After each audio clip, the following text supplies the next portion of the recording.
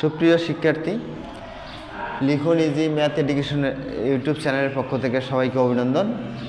গত দিনের মতো আমরা শ্রেণী তৃতীয় বিষয় গণিত বিষয়ের মধ্যে আমরা ভাগ সম্পর্কে আজকে আলোচনা করব।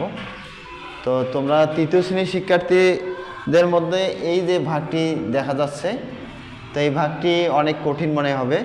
তো আমরা শর্টকাট টেকনিকে অতি সহজে করব এবং অল্প সময়ে। আচ্ছা, অনেক সময় দেখা যায় যে নামতা না হলে হবে না, এরকম চিন্তাভাবনা লাগবে না। তাহলে আমরা নর্মালি 3-এর ঘরের নামতা সবাই জানি। 3 দ্বারা 1কে ভাগ করলে কত হবে? 3কে 3, 3 8-এর মধ্যে কয়বার? 3 2 6, 2বার, 2 অবশিষ্ট থাকলো। তাহলে 2 10 4 24, 24কে 3 দ্বারা ভাগ করলে 3 8 24। তাহলে আমরা এটা অতি সহজে করব।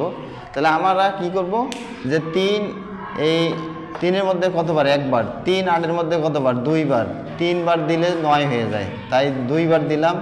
তাহলে 3 2বার দেওয়ার অর্থ হলো 8-এর মধ্যে 6 বাদ গেছে, 2 থাকে, 2 10 24 হলো। 24কে 3 দ্বারা ভাগ করলে কত? 8 হলো। তাহলে এটার ভাগফল আসলো 128।